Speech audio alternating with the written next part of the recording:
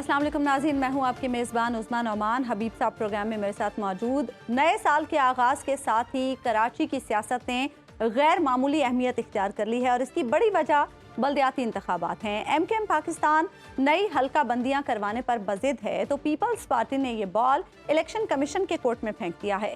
कराची और हैदराबाद के बल्दियाती इंतखाबात 6 माह में 3 बार मुलतवी हो चुके हैं और 15 जनवरी को ये इलेक्शन होंगे, कुछ कहा नहीं जा सकता। इस्लामाबाद के बल्दियाती इंतखाबात इसकी वाज़ेह मिसाल है कि किस तरह आखिरी वक्त तक बेयकीनी के बादल छाए रहे।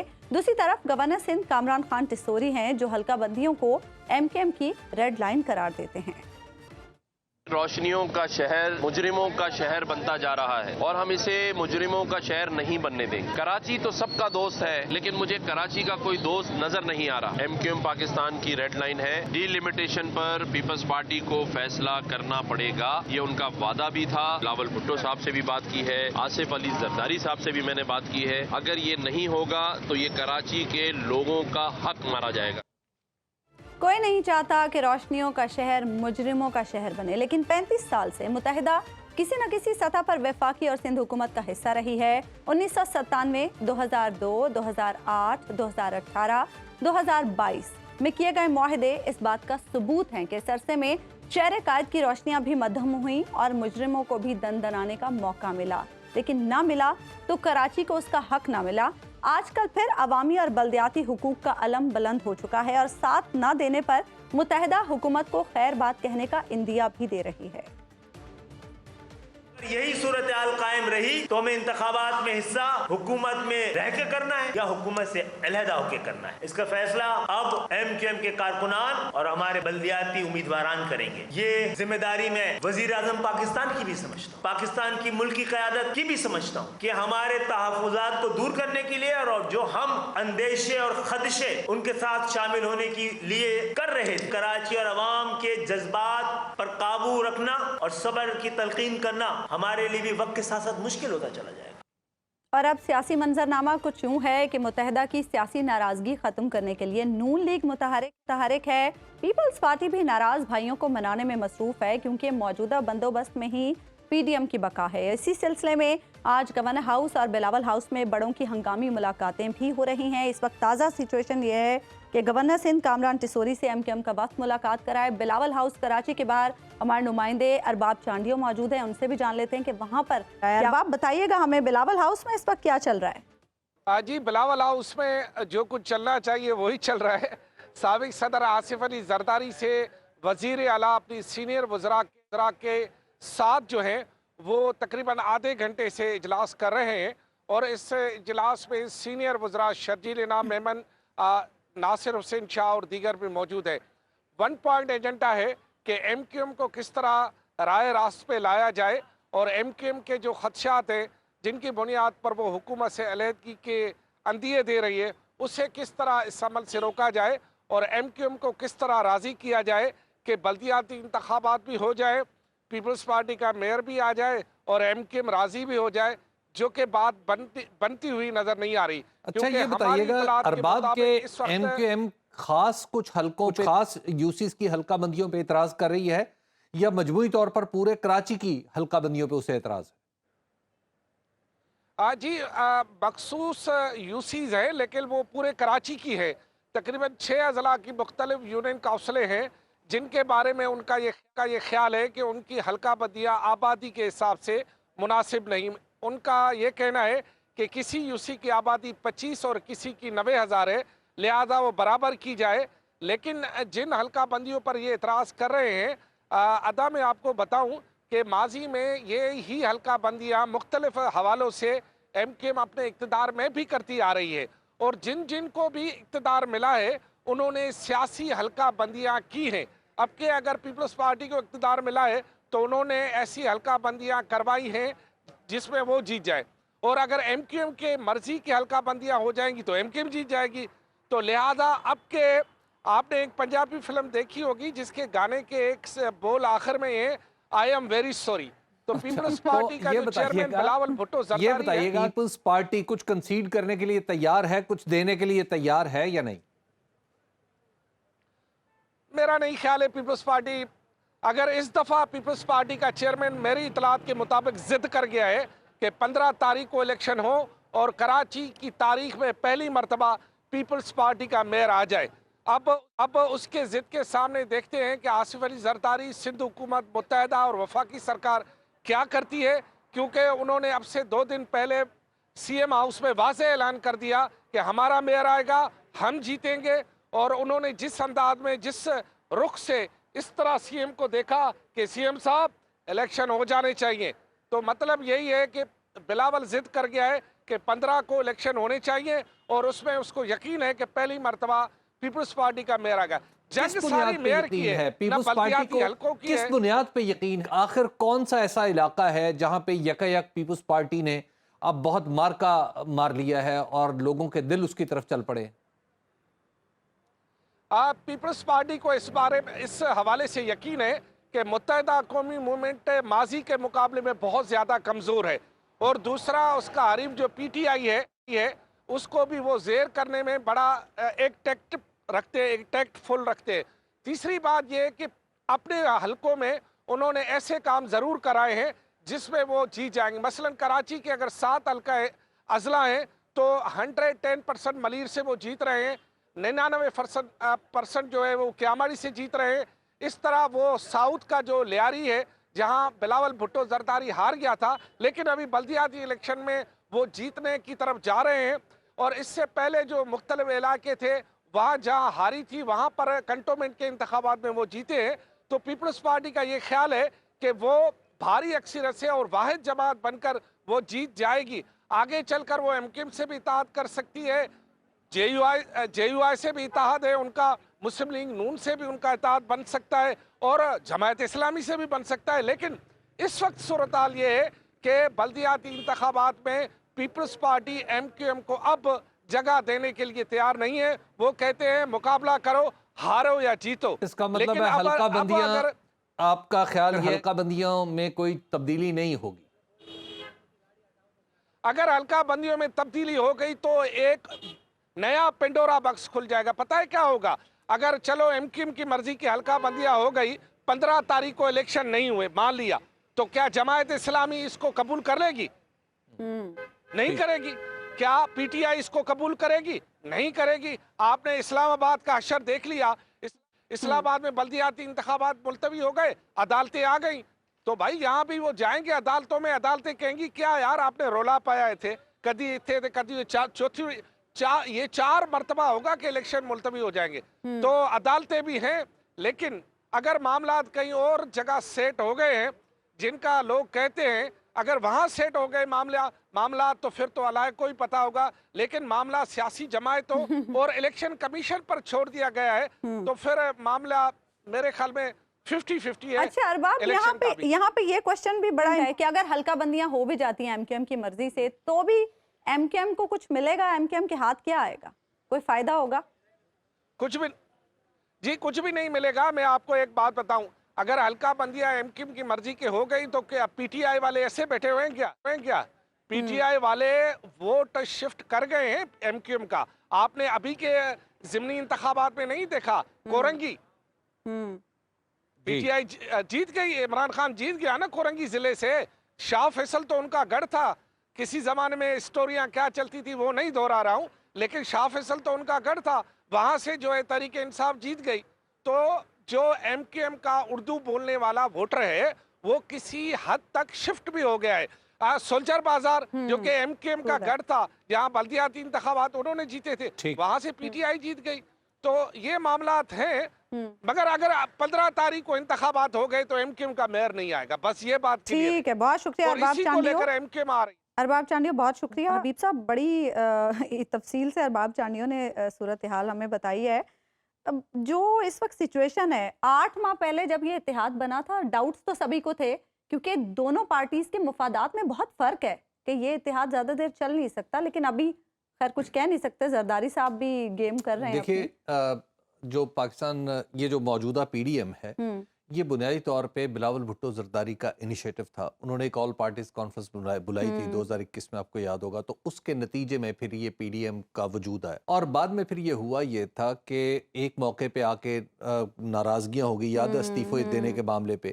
اس وقت پی ڈی ایم چاہتی تھی استعفے دینا, اور پاکستان پیپلز پارٹی استعفوں سے گریز کر رہی تھی, اور عوامی نیشنل پارٹی بھی گریز کر رہی تھی.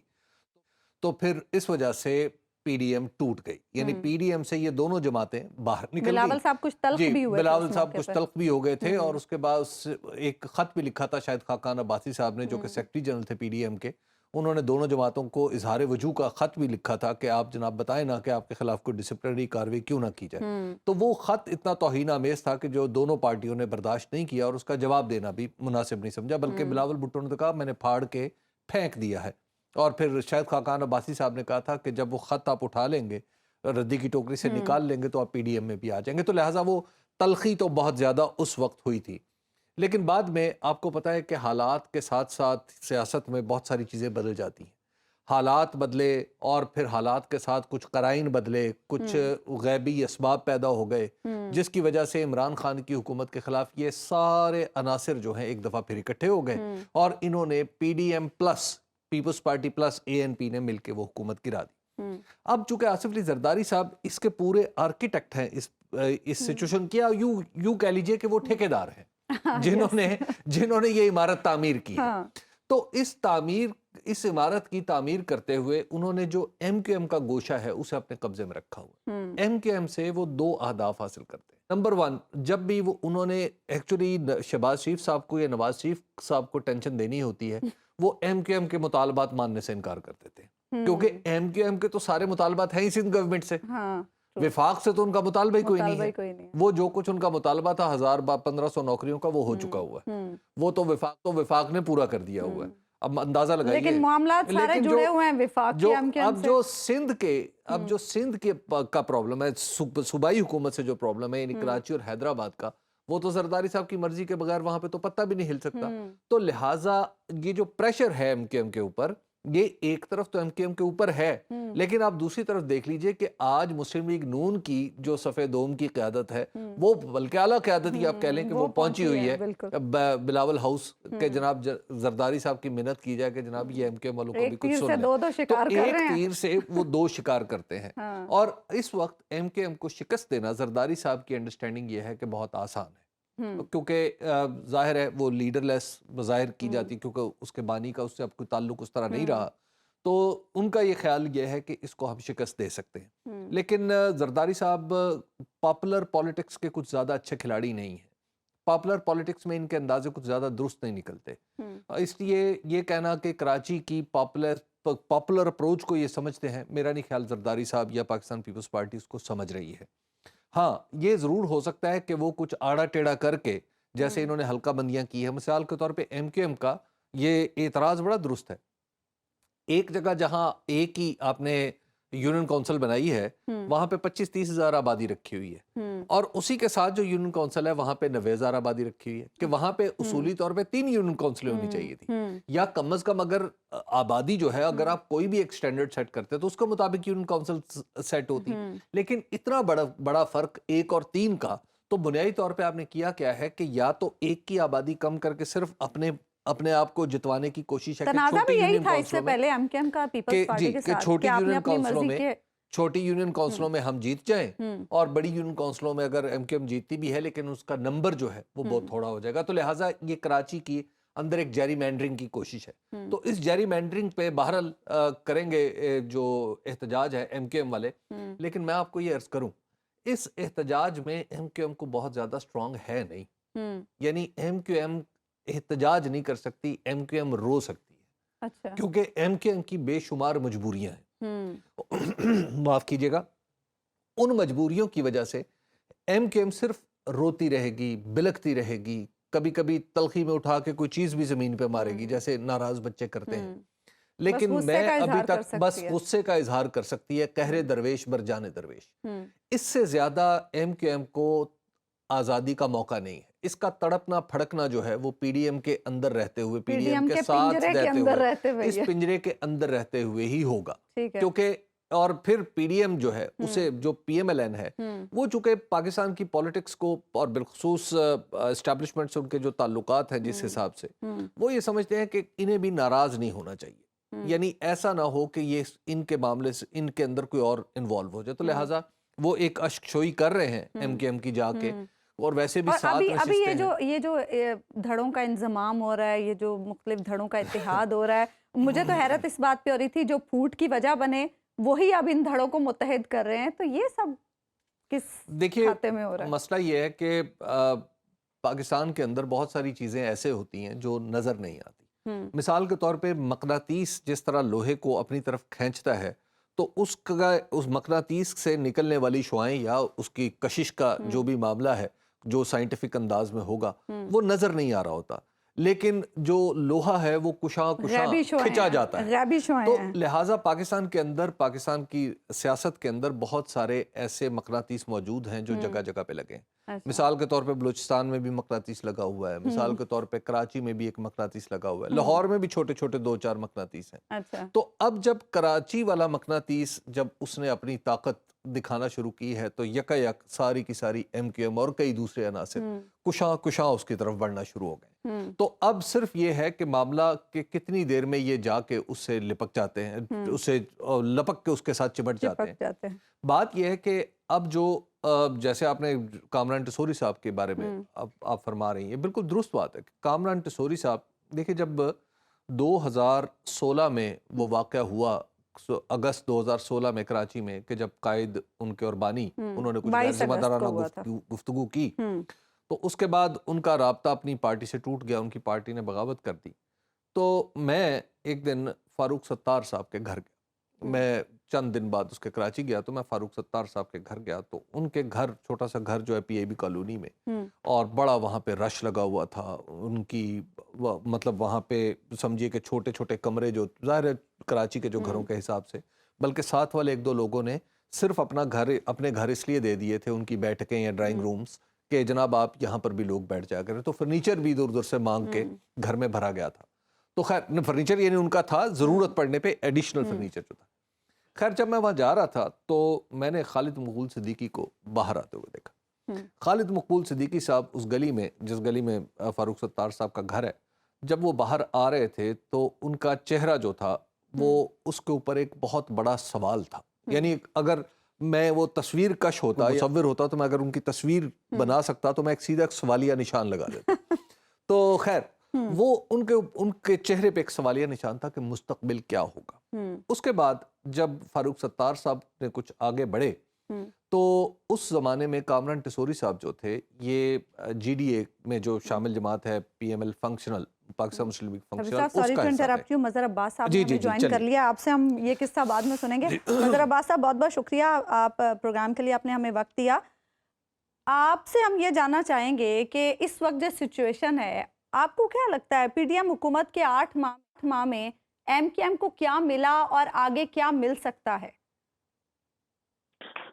دیکھیے، جو اگر آپ اس کے حوالے سے بات کریں کہ ایم کیو ایم کو کیا ملا کیا نہیں ملا، تو بہت زیادہ ان کو کچھ نہیں ملا، سوائے اس کے کہ ظاہر ہے انہوں نے ایک دباؤ کے تحت پی ڈی ایم پچھلی پی ٹی آئی کی گورنمنٹ چھوڑی تھی، اور اسی دباؤ میں رہ کے، کیونکہ ایم کیو ایم اس وقت اس پوزیشن پہ نہیں ہے کہ جہاں وہ ٹرمز ڈکٹیٹ کر سکیں، اور خاص طور پہ ان لوگوں کو ٹرم ڈکٹیٹ کر سکتے ہیں جن کو ان سے زیادہ طاقتور لوگ بھی ڈکٹیٹ نہیں کر سکتے.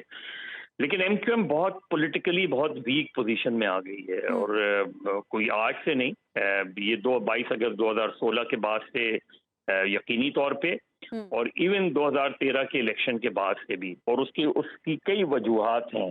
ایک تو وہ فیکشنز آپ کو نظر آتے ہیں جو بہت سرفیس پہ فیکشنز ہیں، یعنی وہ فیکشنز جو آپ کو لگتا ہے کہ ایک ایم کیو ایم لندن ہے، ایک ایم کیو ایم پاکستان ہے، ایک پی ایس پی ہے، ایک ایم کیو ایم حقیقی ہے. لیکن ان تمام فیکشنز کے اندر بہت سے فیکشنز ہیں، اور بہت سے ایسے لوگ ہیں جو پی ایس پی چھوڑ گئے، بہت سے ایسے لوگ ہیں جو ایم کیو ایم پاکستان خاموش ہو. مظہر بھائی یہ بتائیے گا کہ اس وقت جو ایم کیو ایم کلیمر کر رہی ہے، پروٹیسٹ کر رہی ہے کہ جناب حلقہ بندیاں کراچی کی بلدیاتی حوالے سے یو سیز کی درست کی جائیں، کیا وہ الیکشن کو آگے لے جانا چاہتی ہے کہ ابھی الیکشن کے لیے ایسا موضوع وقت نہیں ہے کہ ایم کیو ایم جیت سکے، یا واقعی یہ بہت بڑا مسئلہ ہے جس کو درست ہونا چاہیے؟ دیکھیں حبیب، مردم شماری اور ڈیلیمیٹیشنز تو ہمیشہ سے کراچی کا بہت بڑا مسئلہ رہا ہے، خاص طور پہ مردم شماری. اور مردم شماری پہ ایم کیو ایم کیا کوئی بھی جو جماعت کراچی میں ایکٹیو پالیٹکس کرتی ہے اس کو ہمیشہ یہ اعتراض رہتا ہے کہ کراچی کی پاور، حقیقت بھی یہی ہے کہ کراچی کی پاپولیشن ہمیشہ کم دکھائی جاتی ہے، ورنہ آج کراچی کی 21 نشستیں نہیں ہوتی ہیں بلکہ کم سے کم 30 کے قریب نشستیں ہوتی ہیں کراچی کی قومی اسمبلی کی.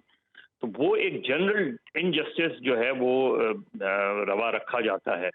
اسی طریقے سے ڈی لمیٹیشن جس انداز میں کی جاتی ہیں وہ صرف ایم کیو ایم اسپیسیفک نہیں ہے، مطلب لیاری کی جو ڈی لمیٹیشنز ہیں اس سے پیپلز پارٹی کو نقصان ہوا ہے، اور بہت سے ایسے حلقے جو ہیں وہ ان سے نکل گئے ہیں، ان کے اسٹرانگ ووٹرز تھے. تو اور ایم کیو ایم جب اس سے پہلے 2013 سے پہلے جو صورتحال تھی اس میں بھی یہ باتیں آتی تھیں کہ ایم کیو ایم نے جب ان کو زیادہ طاقتور تھے تو انہوں نے بھی ڈی لمیٹیشن اس طرح کروائی تھیں، اور اسی طریقے سے جنرل مشرف کے پیریڈ میں، اور اسی طریقے سے جو 2017 کے بعد 2018 کے بعد وہ پیپلز پارٹی پہ اور سندھ گورنمنٹ پہ یہ الزام لگاتے ہیں کہ انہوں نے اس طرح کی ڈی لمیٹیشن کروائی ہیں. تو پولیٹیکل مینجمنٹ، پولیٹیکل انجینئرنگ تو جس کا بس چلتا ہے وہ کرتا ہے اپنے انٹرسٹ میں، اور اسی وجہ سے اس زمانے میں چائنا کٹنگ کی بھی بات آئی تھی جی. اور چائنا کٹنگ کی تھیوری بھی یہی تھی کہ جو ایم کیو ایم کا جو حلقے کے لوگ ہیں ان کو ایسی جگہوں پہ جا کے بسایا جائے جہاں ایم کیو ایم کا ووٹر کم ہے. تو یہ صورتحال رہی ہے، مسلسل رہی ہے، اور کراچی میں اس طرح کی ٹسل رہی ہے. لیکن اس وقت جو تنظیمی طور پہ ایم کیو ایم کا حال ہے 22 اگست کے بعد، اس میں دو فیکٹرز ہیں. ایک تو یہ کہ اس کے باوجود کہ ایم کیو ایم نے لندن سے قطع تعلق رکھ لیا ہے، ایم کیو ایم پاکستان کو تمام تر یقین دہانیوں کے باوجود شک کی نگاہ سے دیکھا جاتا ہے.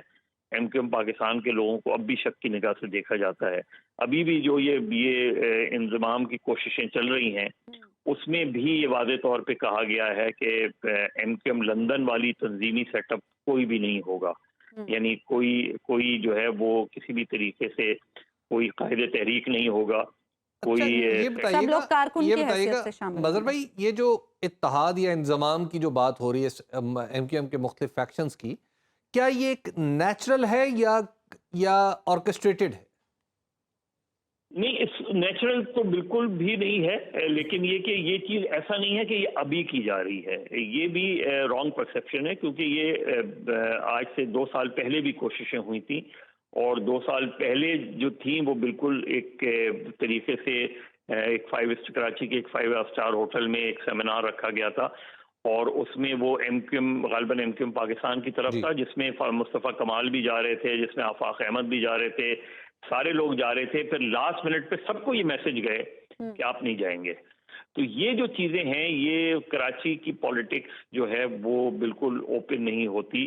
اس میں ایون ابھی پی ٹی آئی کے لوگ بھی اس وقت جس کنفیوژن کا شکار ہیں. دیکھیے ایک چیز میں آپ کو بتاؤں حبیب کہ یہ جو سندھ کا پہلا فیز ہوا تھا، سندھ لوکل گورنمنٹ کا، اس پہلے فیز میں اربن سندھ کے بہت سے حلقے ایسے ہیں کہ جہاں پیپلز پارٹی کے میئر کے منتخب ہونے کے امکان ہیں. مثلا میرپور خاص میں اب یہ جب جو سیکنڈ فیز ہو جائے گا تو اس کے بعد جو ریزرو سیٹس وغیرہ کا ہوگا اس کے بعد میئر کا انتخاب ہوگا، تو اس چیز کا قوی امکان ہے کہ میرپور خاص کا میئر جو ہے پہلی مرتبہ پیپلز پارٹی کا ہو.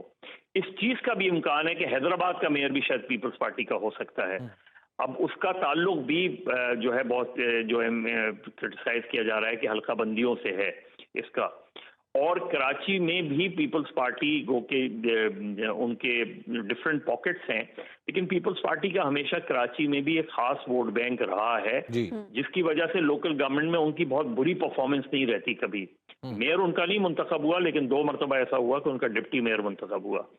تو پیپلز پارٹی کے بھی اپنے پاکٹس ہیں، لیکن اصل مقابلہ جو ہے وہ P T I, Jamaat Islami اور پیپلز پارٹی کے درمیان ہوگا. اور امکان اس چیز کا ہے کہ کوئی بھی 2 جماعتیں مل کر یو سی الیکشنز کے بعد جس کی بھی زیادہ یو سی چیئرمین منتخب ہوں گے وہ میئر ہوگا، اور دوسرا جو ہے وہ ڈپٹی میئر ہوگا.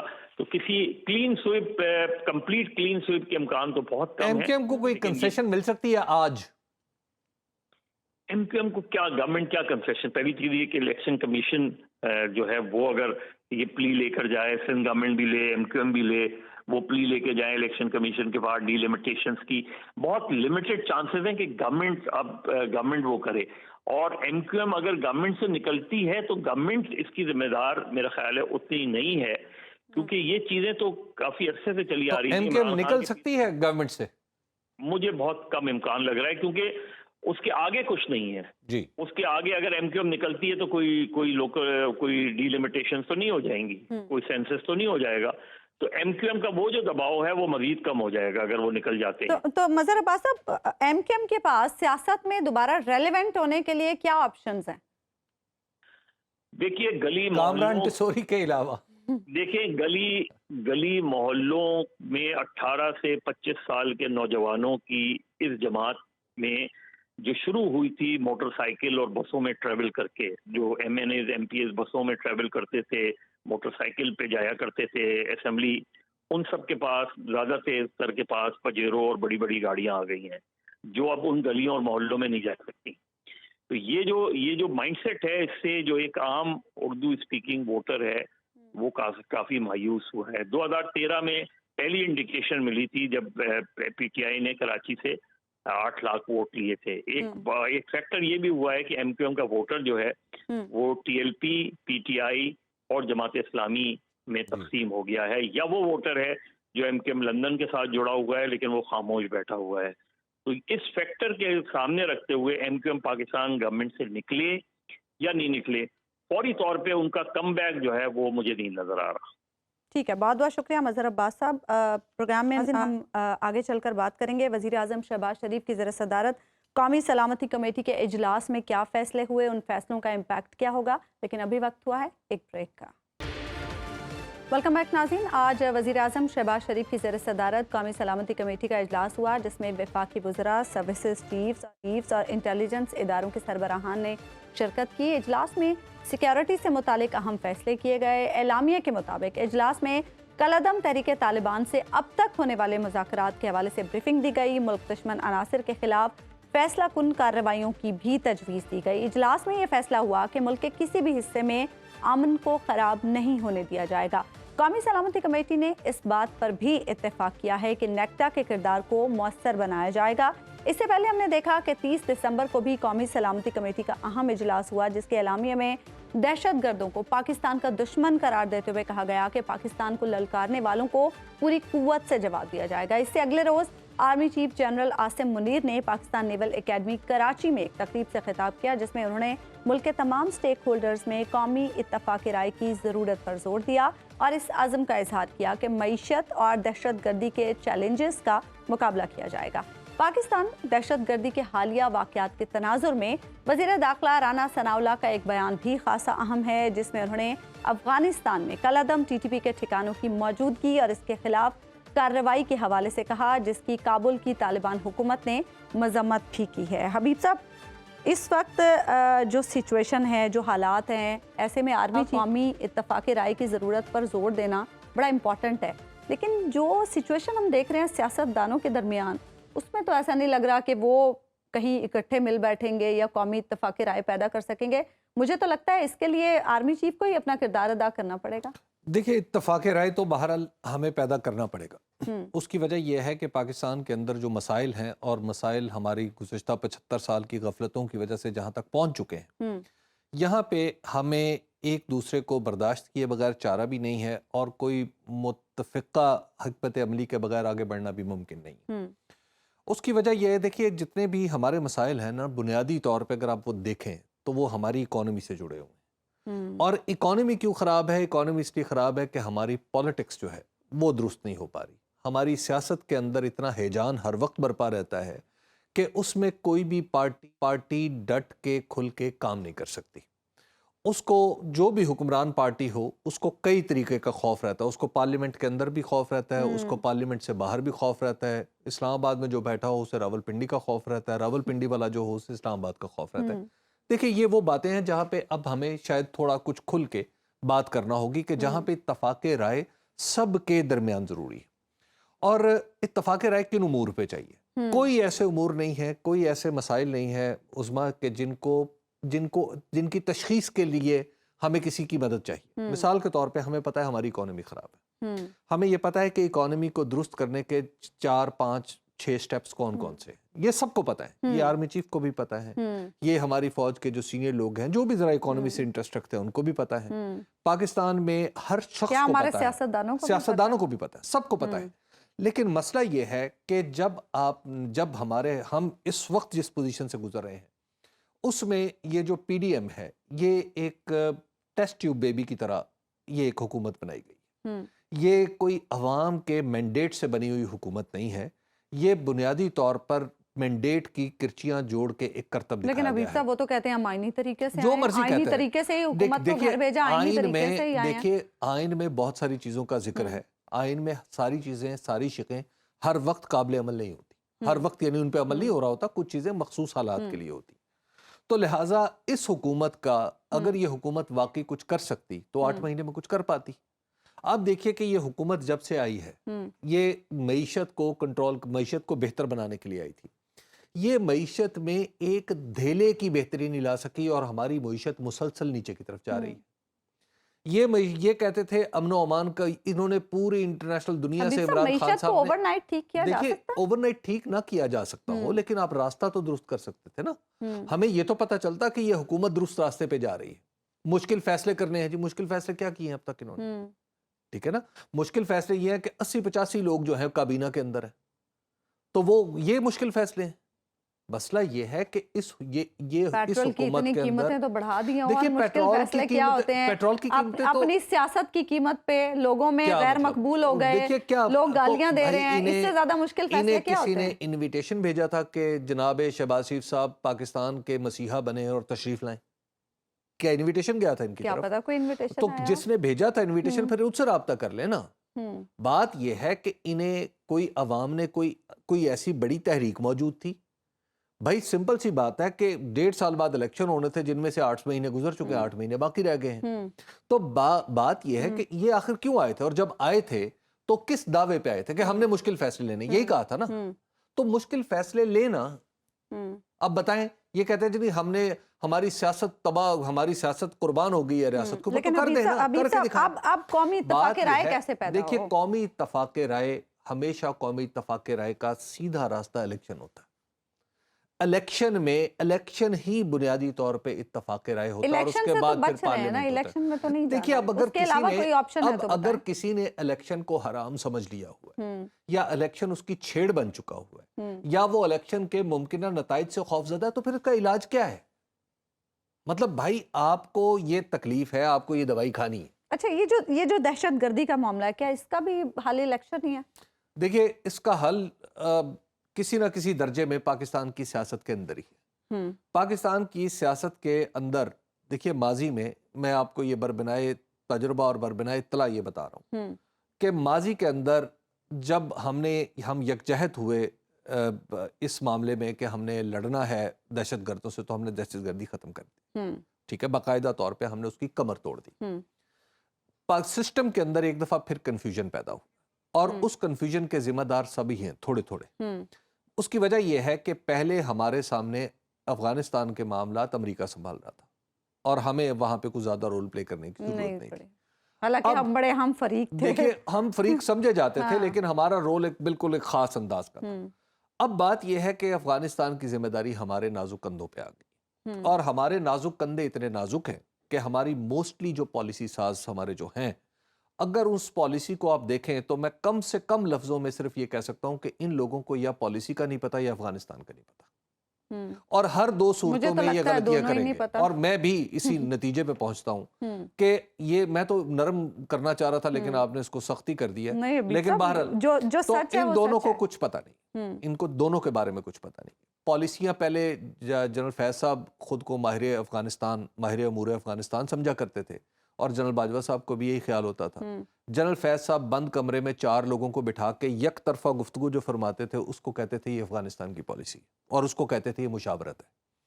اب مسئلہ یہ ہے کہ افغانستان میں مجھے تو وہ واقعات بھی پتہ ہیں کہ جب انہیں کسی نے کیا کہا, اور مجھے اچھا نہیں لگتا کہ جو کچھ انہیں کسی نے کہا تھا افغانستان کے اندر, تو بات وہ زیادہ آگے تک نہ چلی جائے, تو اس میں تھوڑے معاملے کو تھوڑے بولے کو ہی کافی سمجھا جائے. تو لہٰذا یہ چیزیں افغانستان کے معاملے کو سلجھانے کا طریقہ یہ نہیں ہے جس طریقے سے جا رہے ہیں. ہاں ہمیں یونٹی کی ضرورت ہے، لیکن یونٹی کی سب سے پہلے ضرورت ہے کہ اپنا پولیٹیکل مسئلہ حل کریں، اور اس کا راستہ الیکشن ہے. الیکشن کے بعد پھر جو حکومت ہے اس کو پورا مینڈیٹ دیں کام کرنے کا کہ وہ کرے، اور وہ جو ہے مشکل فیصلے کرے. اور اگر انہوں نے مشکل فیصلوں کی ذمہ داری لی ہے تو مشکل فیصلے کریں. بھائی اگر مشکل فیصلے سیدھے سیدھے ہیں نا، کوئی اس کے لیے راکٹ سائنس تو ہے نہیں ہے. مشکل فیصلے سیدھے سیدھے ہیں کہ سرکاری کارپوریشنوں کے نقصان سے جان چھڑانی ہے. ٹھیک ہے، آپ نقصان سے جان تو نہیں چھڑا سکتے کیونکہ آپ تو اتنے قابل نہیں ہیں. ٹھیک ہے، آپ نے جو آخری تیر چلایا تھا، جو آپ نے باہر سے جرنیل امپورٹ کیا، اپنا معاشی جرنیل جو جس کو کہتے ہیں اسحاق ڈار صاحب کی کارکردگی مبلغ آپ کے سامنے ہے. ٹھیک ہے، ان سے تو نہیں کنٹرول ہو سکتے.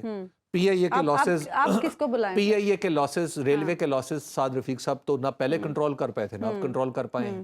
ٹھیک ہے، اب جو ایکسپورٹ اور امپورٹ کا معاملہ ہے، آپ کے آپ کی وزرائے تجارت تھے 2018 تک، جس کے نتیجے میں پاکستان کو تاریخ کے سب سے بڑے ٹریڈ ڈیفیسٹ کا سامنا کرنا پڑا تھا، تو اب بھی وہی ہیں.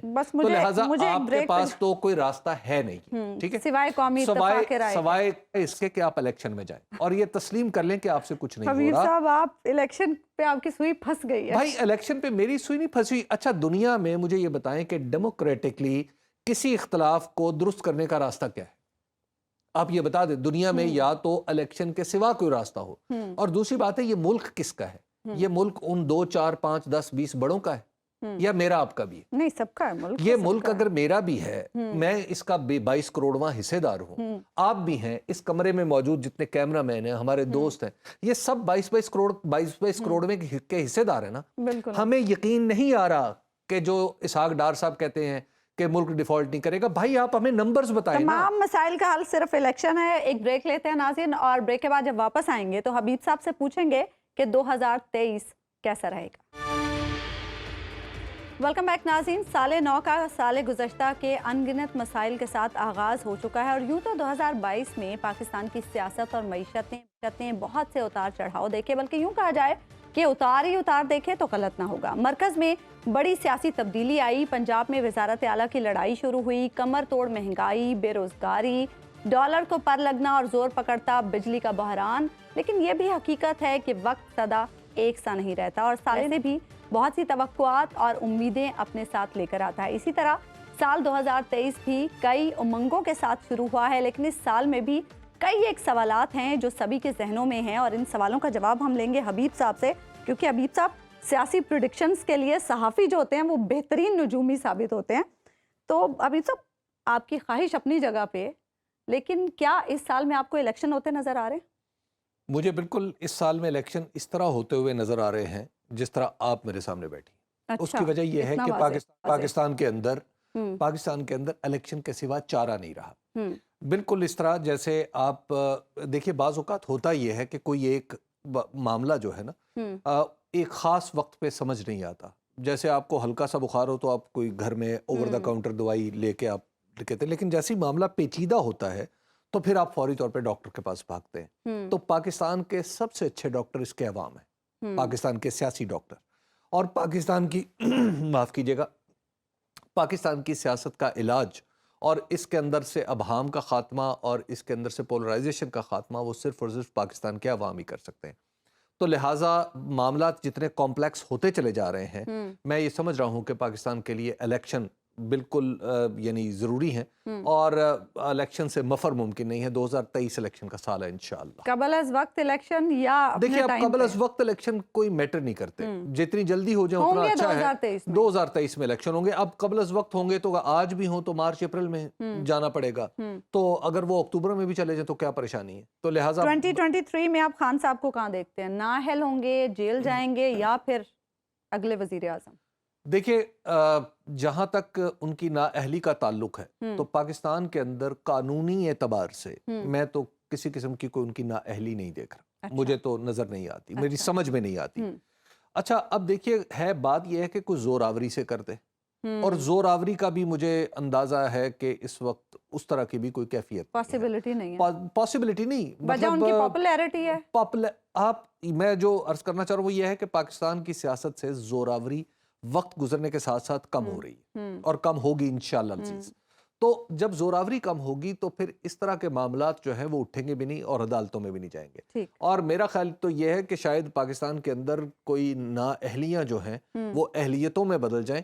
مجھے مزید نااہلی ہوتی ہوئی نظر نہیں آ رہی. اچھا، تو کہاں نظر آ رہے ہیں آپ کو خان صاحب؟ دیکھیے عمران خان صاحب کی جو اگر آج کی دیکھیے جو صحافتی جو تجربہ ہے وہ آپ کا ظاہر آپ ماضی سے مستقبل کی شکل بناتے ہیں. وہ چرچل نے کہا تھا کہ آپ جتنا پیچھے دیکھ سکتے ہیں دراصل اتنا ہی آگے دیکھ سکتے ہیں. تو اگر میں پیچھے دیکھ سکتا ہوں جتنا، تو میری انڈرسٹینڈنگ یہ ہے کہ عمران خان صاحب کی پارٹی وہ مجھے الیکشن ابھی آج کی تاریخ تک مجھے جیتتی ہوئی نظر آ رہی ہے. اور مجھے لگ رہا ہے کہ پی ڈی ایم چاہے وہ کچھ بھی کر لے شاید وہ الیکشن نہ جیت پائے. تو اگر الیکشن تحریک انصاف جیت سکتی ہے تو نیچرلی عمران خان صاحب جو ہیں وہ پرائم منسٹر بھی بن سکتے ہیں. اور بلاول بھٹو کو نئے کینڈیڈیٹ کے طور پر دیکھا جا سکتا ہے اس سال میں؟ 2023 میں نہیں سمجھتا. اس کی وجہ یہ ہے کہ 2023 میں پاکستان پیپلز پارٹی کو جو کچھ چاہیے وہ پرائم منسٹر بننے کے لیے وہ ہیں بہت ساری نشستیں اور نشستیں سندھ سے باہر. اب اگر اس طرح کی ارینجمنٹ میں جیسے شہباز شریف صاحب ہمارے وزیر اعظم بن گئے ہیں، اس طرح کی کوئی ارینجمنٹ مجھے تو مستقبل قریب میں ہوتی ہوئی نظر نہیں آ رہی.